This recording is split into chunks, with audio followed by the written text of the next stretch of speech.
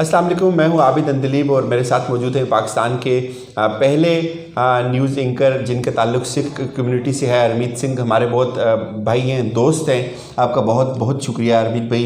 नाज़रीन, आपने सुना होगा कुछ दिन कबल इनके भाई को बड़े बेईमाना तरीके से कत्ल किया गया।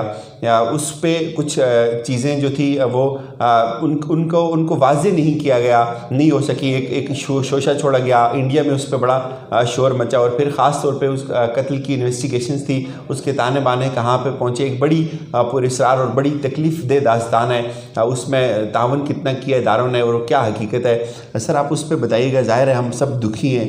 एक जवान जो अभी फ़ौरन से पाकिस्तान आया शादी करने के लिए और वो शॉपिंग पे था और उसको कत्ल कर दिया। ये क्या सारी स्टोरी और क्या ये माजरा है?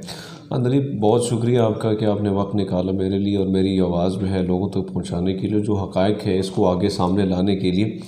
बात ये थी अंदलीब के मेरे भाई, छोटे भाई, बहुत कम एज थी इनकी जब इन्होंने मंगनी की थी इस लड़की के साथ, और ये लड़की इससे उम्र में भी बड़ी थी। और सबसे ज़्यादा जो है इसका नाम था प्रेम कुमारी, यानी आउट ऑफ रिलीजन थी, आउट ऑफ फैमिली थी, आउट ऑफ कास्ट थी। हम इसके ख़िलाफ़ इसलिए थे कि इन लोगों को हम जानते नहीं थे कि ये कौन है, इनकी फैमिली बैकग्राउंड क्या है। लेकिन भाई छोटे थे, बज़िद थे और बड़े जज्बाती किस्म के थे। और ज़ाहिर बात है जब इंसान किसी से मोहब्बत करता है तो, और जब आप दिल से चाहते हैं किसी को, तो उसके लिए फिर आपकी तमाम जो रुकावटें आप अबूर करते हैं। मेरे ख्याल में भाई को भी यही था कि मैंने अगर शादी करनी है, अगर मैंने ज़िंदगी के किसी को साथी बनाना है तो इस लड़की को बनाना है। और सबसे ज़्यादा मैं ख़िलाफ़ थे इस रिश्ते के, क्योंकि एक तो लड़की बड़ी थी, दूसरी बात ये भी थी कि मैं इनको थोड़ा बहुत जानता था, क्योंकि कैरेक्टर वाइज सारी चीज़ें मुझे पता भी था। लेकिन किसी पे कदगन नहीं लगानी चाहिए, लेकिन हकीकत जो है वो सामने भी लाना चाहिए, क्योंकि हमारे साथ जो हादसा हुआ ये ना भूलने वाला हादसा है। तो ये 2010 में इनकी मंगनी हुई। भाई बड़े छोटे थे उम्र में उस टाइम। 2015 में मैं भाई को अपने साथ मलेशिया लेके आया। जब मैं मलेशिया में था उनके लिए कारोबार सारा कुछ मैंने सेटअप करा दिया था।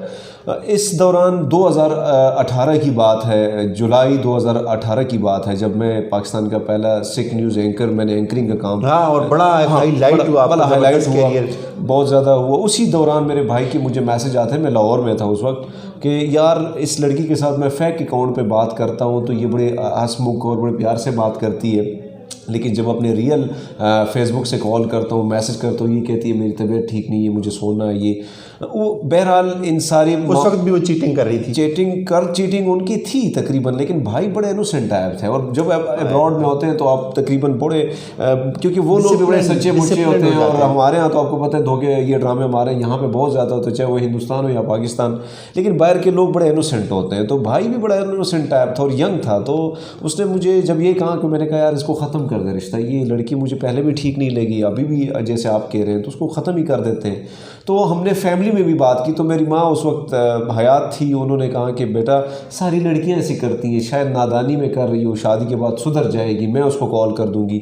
लेकिन लड़की जितनी तेज़ थी, जितना वो लोगों को अपना गुरेदा बना लेती थी, जिस तरह वो बात करती थी, तो सारे लोग उसी के, चाहे वो मेरी फैमिली भी उसका पलड़ा भारी इसी वजह से रहता था। तो भाई ने जब मुझे कहा कि माँ नहीं मान रही है, अब क्या करें, तो मैंने कहा जब माँ की खातिर चुप हो जाते हैं, क्योंकि मैं जिस माशरे से मेरा ताल्लुक़ है, पठान सोसाइटी हमारी, और वहाँ का कल्चर हमारा भी है, और मैं उसी 150 साल से वहाँ का रिहायशी हूँ, तो ज़ाहिर बात है कि वो चीज़ें हम में भी हैं। तो हम भी चीज़ों को अच्छा नहीं समझते हैं कि डाइवोर्स और ये चीज़ें टूट जाए, क्योंकि इज़्ज़त जो है वो बड़ी मुश्किल से बंदा कमाता है और ऐसे आसानी से चली जाए। तो हमने कहा चलो अंदर की बात है, अंदर ही ख़त्म कर लेते हैं। इसके बाद भाई ने मुसलसल इसको पैसे दिए। जो एक सबसे बड़ी जो उस तरफ में आता हूँ कि ये मर्डर क्यों हुआ, भाई की जब अब शादी के लिए हमने तारीख डेट फिक्स किया, शादी के लिए भाई वहाँ से यहाँ आए। लेकिन आपका ये सवाल भी आएगा कि यार 10 साल तक आप लोग क्यों इतना इंतज़ार कर रहे हैं? 10 साल मुसलसल हम इनमें से राब्ते में थे इस फैमिली के साथ कि शादी हमें दे दे, क्योंकि इतना टाइम नहीं गुजारना चाहिए। तो हमेशा उनकी फैमिली फाइनेंशियली बड़ी कमज़ोर थी। भाई उनके लिए उनके 2 बहनों की शादियाँ भी भाई नहीं कराई थी, और वहाँ से पैसे भी बेचते थे, बाहर से पैसे कमा के इनको चलाते थे। हाँ, इनका खर्चा, घर का खर्चा चलाते थे। तो उसके बाद जब हम जाते थे तो ये कहते माँ हम फाइनेंशियल स्टेबिलिटी हमारी नहीं है, आप थोड़ा सब्र करें। मेरे ख्याल में अभी शादी तय हो गई थी 2 महीने पहले जब हम गए, क्योंकि हम सिखों में ये होता है कि हम 2-3 दफ़ा पूछते हैं लड़की, 2-3 दफ़ा नहीं बल्कि मंगनी से पहले पूछते हैं, शादी से पहले पूछते हैं, बार बार पूछते हैं कि लड़की जो है राज़ी है कि नहीं। तो ज़ाहिर बात है इनके दोनों का अफेयर था, दोनों का रिश्ता रजामंदी से हुआ था। तो लड़की से मैंने तब भी हमने जाके पूछा तो लड़की बड़ी खुश थी और बड़ी कह रही थी कि भाई मतलब मैंने शादी करनी है तो इसी के साथ करनी है और आप पूछने का सवाल ही नहीं है कि 10 साल मैंने इंतज़ार किया है। खैर हमने अरदास कर दी, जो दुआ होती है हमारी वो हमने कर दी और शादी की डेट फिक्स हो गई। उसके बाद अभी जब भाई आया है, अभी महीना 1.5 महीना शायद आप कह सकते हैं कि वो जब यहाँ पाकिस्तान में आया तो वो घर में नहीं रहा है दिलीप। एक तो वो सिर्फ भाई नहीं था, मेरा दोस्त भी था, हम एक साथ फ्लैट में वहाँ रहते थे। यहाँ पे मतलब उस ज़माने में टेलीविज़न नई नई डिश एंटीना ये आए थे गांव में, तो रात को छुप के हम घर से जाते थे और किसी एक डेरे पे हम टीवी देखते थे और जब घर आते थे तो बड़ा मुश्किल होता, दरवाज़ा हमारा लॉक होता तो मैं इसको अपने कंधे पे चढ़ा के मतलब ये मेरे लिए दरवाज़ा हम खोलते थे। तो ये एक तो ये फ्रेंडशिप थी हमारी, बहुत क्लोज थे हम एक दूसरे की, चाहे वो मलेशिया में हो चाहे यहाँ पे हो। तो जब आपका बचपन एक साथ गुजरा हो तो फिर जाहिर बात है वो दुख वो कर्ब वो क्या होता है वो तब इंसान को फील होता है जब अपने पे आता है सारी चीज़ें। तो ये जब भाई यहाँ पे आए तो मेरे साथ एयरपोर्ट तक, आप यकीन करेंगे मैंने कॉल की मैं एयरपोर्ट आ रहा हूँ तो मुझे कहता है यार आने की क्या ज़रूरत है, ऐसे पैसे लगाएगा, मैं आ रहा हूँ बस उधर से किसी को टैक्सी करके आप मुझे रिसीव कर देना। मैं जब उसे घर लेके आया तो उसे एक चीज़ बड़ी पसंद थी, रेड बीन और चावल और दही, और जो मुझे भी बहुत पसंद है। तो कहता है कि यार आपने तो मेरी फेवरेट खाना बनाया मेरे लिए, मतलब बड़े खुश था, बड़ा वो एक्साइटेड था कि मैंने शादी करनी है। तो मैंने पैसों का, क्योंकि हम भाई कभी पूछते नहीं एक दूसरे से पैसों का, मैं जितना कमा रहा हूँ दूसरा कमा रहा है, क्योंकि वालिदैन अब रहे नहीं है। तो भाई ने मैंने उससे सवाल सिर्फ ये किया कि कुछ स्टेबल हो, तो कहता है यार स्टेबल हूँ, फिट हूँ, सब चीज़ें ठीक हो जाएंगी। तो अब हम रात इसने गुजारी और सुबह सुबह मैं ऑफिस आया हूँ तो मैंने जब कॉल की घर तो कहते हैं कि वो तो चला गया है, गाँव चला गया है। तो दुख हुआ, लेकिन मैंने जब कॉल की तो कहते हैं यार घुटन हो रही थी, मैं दोबारा आपके पास आऊँगा, घर जा रहा हूँ क्योंकि माँ भी नहीं रही है, क्योंकि 1 साल पहले मेरी माँ की डेथ हुई है तो बेचारा भी उधर था, माँ को भी नहीं देखा था इसने, और ये सबका लाडला था, घर में सबसे ज़्यादा लाडला यही था। और यहाँ से अब जब ये इन्होंने कुछ दिन गुजरे तो उन्होंने जाहिर बात है पैसों की डिमांड की है, जो हमें जो चीज़ें हमारे सामने आई हैं, क्योंकि हमेशा लोग सोचते हैं कि अगर लड़की इतनी राज़ी थी, सब कुछ था और इवन लास्ट डे तक वो इसके साथ राब्ते में थी, तो फिर इसका मर्डर क्यों उसने किया। अब ये जब स्टोरी यहाँ से शुरू होती, जब ये लड़की ऑलरेडी जो हमारे पास हम जब गए और एविडेंस हमने देखे तो उसके मुताबिक जो लड़की का बयान है वो तकरीबन 4-5 लड़कों के साथ कनेक्ट थी, एक जगह नहीं, हर जगह उसने दिल फेंक वाला मामला किया। और जिस तरह मैं कहता हूँ कि उसका नाम प्रेम कुमारी था, तो प्रेम बंदा एक जगह बांटता है, प्रेम हिंदी का लफ्ज़ है, प्यार को कहते हैं, लेकिन उसने जगह कोई जगह छोड़ी नहीं, कोई मोहल्ला छोड़ा नहीं, प्रोफेशनल टाइप थी, बन गई थी। तो और इवन उसके पेरेंट्स का कसूर ये है कि आपने अपनी बेटी का नहीं पूछा। इवन जो एक और इंकिशाफात अभी हमारे सामने हुई कि वो इससे पहले 2 वीक्स पहले किसी ग्रुप के साथ, लड़कों के साथ शराब के नशे में धुन और उन्हें पार्टी की है, तो वहाँ पे मतलब वो क्या मामला था मैं नहीं बता सकता हूँ। तो यार इस किस्म की वो गलीज़ लड़की थी और भाई को यहाँ पे आके कुछ चीज़ों का फिर भी पता, लेकिन उसने कहा यार माफ़ कर लेता हूँ, क्योंकि ये मोहब्बत जब आप किसी से दिली करें, और इतनी अंधी मोहब्बत मेरे ख्याल में नहीं करनी चाहिए कि आपका जो पार्टनर है वो आपको धोखे पे धोखा दे रहे हैं और आप फिर भी बिलीव करते हैं कि यार सुधर जाएगा। तो ये कत्ल कैसे हुआ इस पर? अब ये कत्ल ऐसे हुआ कि जब भाई ने पैसों की डिमांड की है लड़की से, क्योंकि भाई ने 2-3 गाड़ियाँ ख़रीदनी थी, हमारा उधर एक कॉलेज है दीर में, तो उसके लिए ख़रीदनी थी, तो भाई ने पैसे अपने इसके अकाउंट में डाले। जब उसने डिमांड की तो लड़की इधर उधर करती रही। अब जब चलो एक इसी दिन 3 जनवरी, अब मैं इस्लामाबाद से भी गया हूँ, वहाँ पे मेरे खालू की डेथ हुई थी, तो वहाँ पे मेरी और भाई की मुलाकात हुई। ये लास्ट चाय थी हमारे जो हमने एक साथ पी है, और ये बड़ा हंसता मुस्कुराता चेहरा था इसका, और इसकी आवाज़ बड़ी कमाल की थी, बड़ा अच्छा गाते थे, मैंने देखी। और पुश्तो टेलीविज़न के लिए 2-3 गाने भी इसने गाए। तो ये बड़ा एक्साइटेड सा था, लेकिन मैं अपने काम में बिजी था, क्योंकि हमारा काम साफियों का काम आपको पता है, किसी मोबाइल में बिजी होते हैं, बिजी लाइफ। तो मैं इसको टाइम तो नहीं दिया, ये चला गया कज़न के घर, रात गुजारी। सुबह ये 11:30 बजे निकला है, लेकिन मेरी और उसकी मुलाकात नहीं हुई है। ये लास्ट टाइम आया मेरे कज़न के घर और मुझे देखा है दरवाज़ा खोल के, तो पूछा है कि हरमीत तो अभी तक सो रहा है। कहते हैं यार ये थका है, इसको रहने दे, मैं जा रहा हूँ पिशावर, क्योंकि घर में इसने पिशावर का बताया था, इसने मर्दान का नहीं बताया था। क्योंकि ज़ाहिर बात है कुछ चीज़ें आप बता तो नहीं सकते हैं, तो हमने सोचा चलो पेशावर जा रहा है। अब ठीक रात 1:10 पर मेरे भाई को कॉल आई है, जो बात हमने किसी को बताई नहीं है। वो ये बात थी कि आपके भाई को हमने अपनी बेटी के साथ पकड़ा है और हमने उसे कत्ल कर दिया है। तो मेरे भाई ने उसको ये बताया कि देखो मैं भी पठान हूँ, आप भी पठान हैं, बेटर ये है कि आपने भाई का मेरा कत्ल कर दिया था, मैं उधर आ जाता हूँ, आपके बेटी को शूट कर दूंगा, तो दोनों गले मिल जाएंगे, किस्सा ख़त्म हो जाएगा, क्योंकि हमारे पश्तो माशरा यही है, इस किस्म का है। तो उसके बाद उस बंदे ने कॉल काट ली। भाई बड़े परेशान थे। गांव मेरा बड़ा दूर है, चकेसर डिस्ट्रिक्ट शांगला, तो वहाँ से बड़ी ज़्यादा स्नोफॉल आजकल हुई है। बेचारा एक अकेले वहाँ से निकला है, 5 बजे मुझे मिंगोरा सिटी से उसने उठाया। धीर से मेरा भाई बेचारा 4 बजे पहुंचा है वहाँ पे मोटरवे स्टॉप पे। तीनों भाई हम गाड़ी में बैठ के जब मुसलसल थानों के साथ राब्ते में थे, जब हम गए अंदलीब में, वो जो याद करता हूँ तो पसीना, वो जो आप ये समझे कि वो रोंगटे मेरे खड़े हो जाते हैं। और जब पुलिस ने हमें रास्ते पे बताया, जब पेशावर टोल प्लाजा हम क्रॉस कर रहे थे, तब पुलिस ने बताया कि आपकी एक लाश हमें मिली है और उसकी एज इस तरह है, इस तरह के उसका जो चेहरे के खदुखाल इस किस्म के हैं। जब हम गए और सबसे पहले चादर मैंने उठाई तो मेरे भाई का वो खूबसूरत चेहरा खून में लथपथ था और वो ब्लीडिंग जो हो रही थी, उसकी आंखें खुली थी। वो आज भी मुझे वो जो है वो याद जब आता है तो मैं उठ जाता हूँ। नींद तो आजकल गायब ही हो गई, नींद तो आती नहीं है रात को। तो उसके बाद बड़ा मुश्किल था हमारे लिए अपने आप को संभालना, और मैंने फिर ये किया, मैं बड़ा रोने लगा। रोने तो हम सारे तीनों भाई रोने लगे, लेकिन मैंने अपने भाई को कहा अब उसके मंगेतर का क्या करेंगे, वो बेचारी तो 10 साल इंतज़ार किया, अब उसको कैसे बताएंगे कि भाई का मर्डर हुआ है। तो उसके बाद ये हुआ कि मैंने एक और लड़के को कॉल की और उन्होंने, मैंने कसम जा बुझा के उसको घर लेके जाओ गाँव, और हम यहाँ से बॉडी लेके जाएंगे। तो उसके बाद फिर मैं जाके प्रेस कॉन्फ्रेंस मैंने की, और वो भी आपके सामने है कि ज़ाहिरी बात है कि प्रेस कॉन्फ्रेंस को बड़े अजीब किस्म से हाईलाइटेड भी किया गया मुख्तलिफ दुनिया ने, और उस चीज़ को मैं पसंद भी करता हूँ। मुझे अच्छा लगा कि इंडिया ने उसको गलत रंग दिया।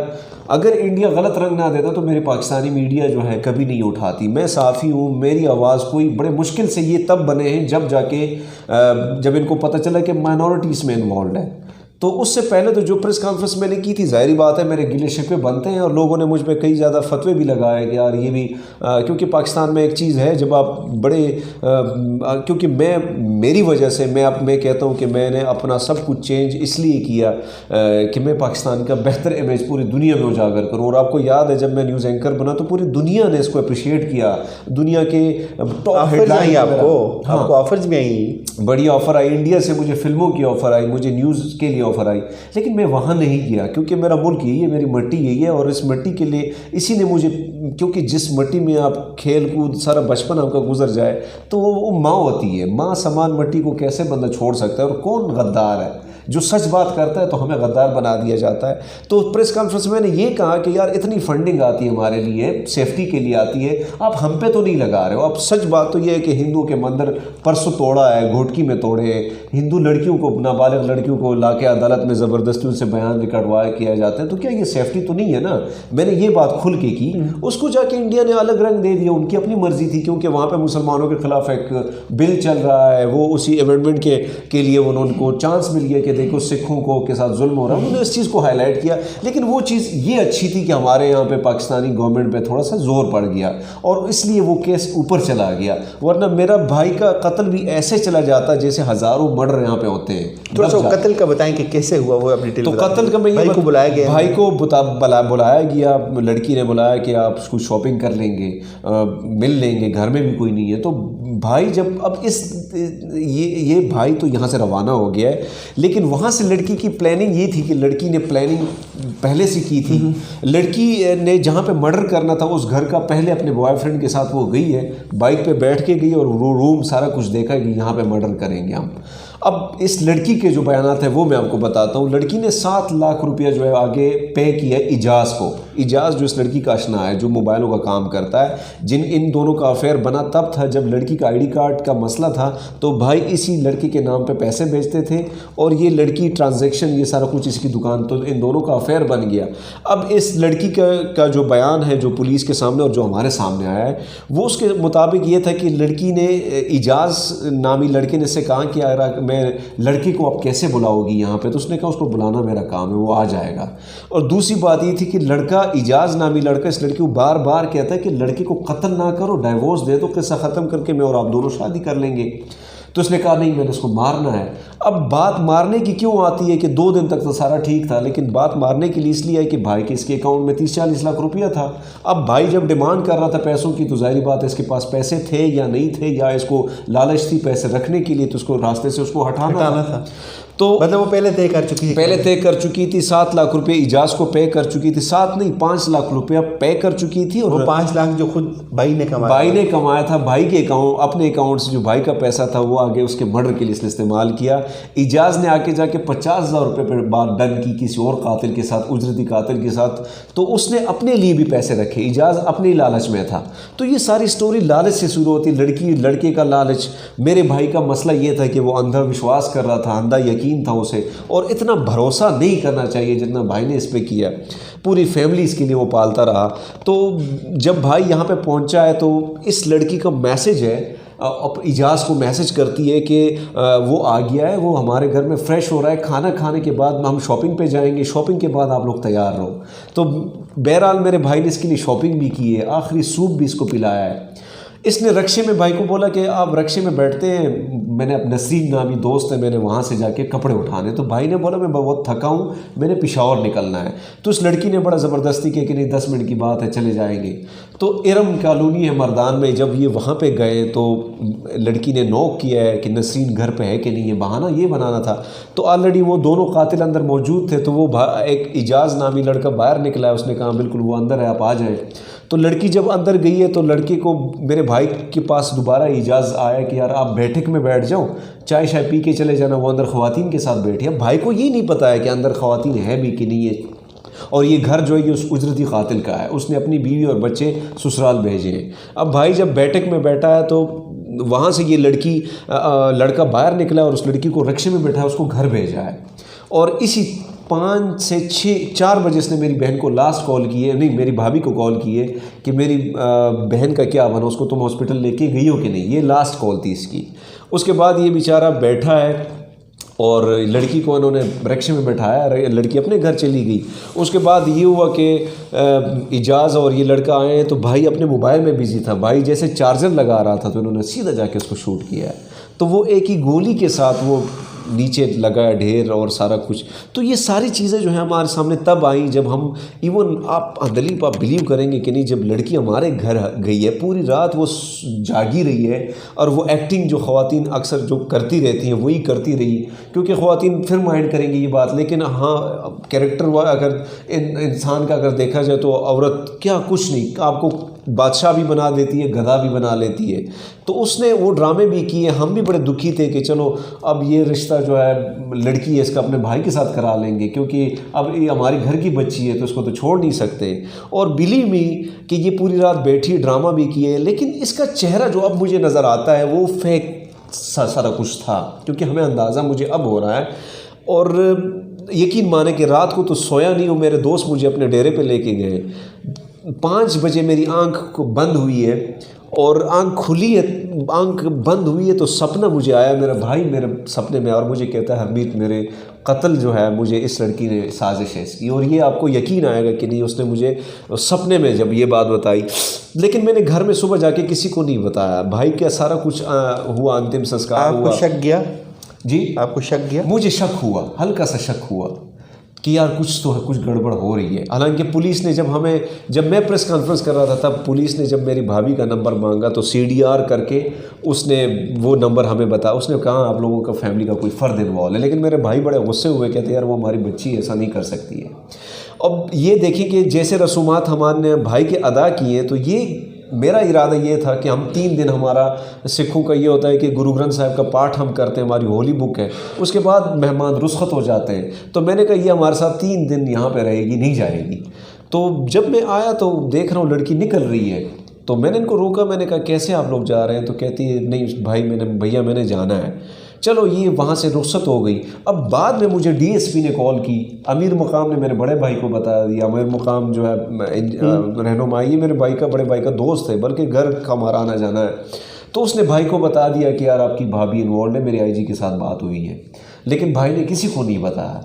तो उसके बाद जो सारी चीज़ें हमारे सामने आई ना, तो उससे ये जो चीज़ें हमने देखी, जो इवन आपको अंदलीब यकीन आएगा, इस तरह इंसान बहुत कम लोगों को मिलते हैं कि बिफ़ोर 2 वीक्स मेरे दूसरे भाई को उसने कॉल की है कि यार मैं इस लड़की की शादी तो हो रही, लेकिन ये लोग बहुत गरीब हैं, मैं ऐसे करता हूँ कि बेड और ये जो दहेज में हम वैसे तो लेते नहीं, लेकिन रिवाज बनी हुई है, लोग अपने बच्चों को रुस्खती टाइम में कुछ देते हैं। तो उसने कहा यार मैं बेड और ये सारी चीज़ें जो हैं ये मैं अरेंज कर लूँगा, घर में हम ये कहेंगे कि यार उस फैमिली ने की है, ताकि कल औरतें एक दूसरे को ताने शाने फिर देते हैं कि आपके ससुराल से क्या है। तो उस बेचारे ने ये तक इसके लिए सोचा था। और आप इमेजिन करें कि उस टाइम में उसकी क्या सोच आई होगी कि एक लड़की उसको किल कर रही, जिसके लिए उसने सारा, इवन ये 40 लाख रुपए उसने उसके पास इसलिए रखे थे कि अपना फ्यूचर बनाना था। उसने हमें इसलिए नहीं दिए कि यार उसने तो वैसे भी अलग रहना था, और हमने भी उससे नहीं पूछा। लेकिन आप देखिए कि इस किस्म का भरोसा आप किसी पे कर लें और वो आपके साथ इस तरह धोखा कर ले, तो बड़ा दुख होता है दलीप। यकीन माने कि जिस कर्ब से हम गुजर रहे हैं। पुलिस से मुतमईन है, अभी क्या समझते हैं, बदलिया से सज़ा होगी? यार अंदलीप पुलिस की मैं बात करूं, पुलिस ने ये एक ब्लाइंड मर्डर केस था, उनको अप्रिशिएट भी करना चाहिए, लेकिन साथ साथ मैं उन पे तनकीद इसलिए करूंगा कि जो FIR में चीज़ें मैंने बताई थी, मेरे भाइयों ने बताई थी, वो उन्होंने दर्ज नहीं की है। भाई के गले में लॉकेट थी, चेन थी, सोने की अंगूठी थी, 1,70,000 रुपया था, बैग था, ये क्यों नहीं मिला है? सवाल यहाँ से ये पैदा होता है कि ये अगर मिलते तो सेक्शन 407 लगता और सीधा जाकर उनको कन्फर्म इनको जो है सज़ा मिलती। अब केस को अगर मैं देखूं, चलो हमारे पास ये एविडेंस, मैसेजेस, मोबाइल, भाई का मोबाइल, जो आलात हैं, जो कार है, जो सारी चीज़ें वो सामने हमारे पास पड़ी हैं, वो आ गई हमें। लेकिन अब अदलिया की आपने बात की, तो मुझे ये बताएं कि सानिया साहिवाल की आपके सामने है, मर्डर टाउन आपके सामने है, आपके सामने कई ऐसे कत्ल हैं लोगों के, मासूम लोगों के, तो उनके केसेस में क्या हुआ? आप सुप्रीम कोर्ट खुद देखते हो, मैं खुद देखता हूँ, मैं कोर्ट मैं भी जाता हूँ, आप भी जाते हैं, लेकिन बिलीव मी जो सिस्टम है पाकिस्तान के इंसाफ का, वो मुझे उससे मैं कुछ भी मुतमईन नहीं हूँ। मुझे पता है कि कल ये माइनॉरिटीज़, इस लड़की को इसलिए बेल दिया जाएगा कि ये माइनॉरिटीज़ से है, ये खातून है, इसको बेल दे दिया जाए, और लोगों को भी, मतलब मुझे आप ये कह दें कि मुझे कोई यकीन नहीं है कि मुझे इंसाफ मेरे भाई को मिलेगा।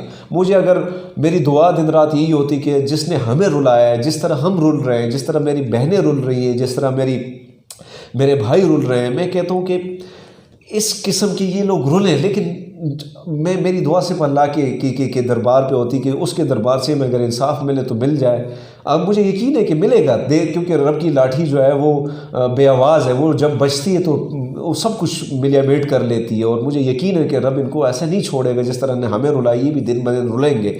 लेकिन पाकिस्तानी अदालतों से मुझे, अदलिया से या इंसाफ से आप कह सकते हैं कि मुझे कोई यकीन नहीं है कि मुझे इंसाफ वहाँ से मिलेगा, या जिस तरह मुझे, क्योंकि मेरे सामने कई सारे केसेस पड़े हैं, मैं खुद एक साफ़ी हूँ, मेरे सामने सारी चीज़ें सामने हैं, तो मुझे यकीन नहीं आता है दलील के शायद अगर अल्लाह का कोई करम, कोई किरामात सामने आ जाए और कोई रहम हो जाए और लोग ये देख लें कि एक बेगुनाह था और एक बेगुनाह इंसान था, वो बेचारा बड़ा मासूम था, अगर इस चीज़ को देख के वो सज़ा मिल जाती, क्योंकि एविडेंस तो तकरीबन है जो इन लोगों के मर्डर्स के, इनको सज़ा के लिए काफ़ी है।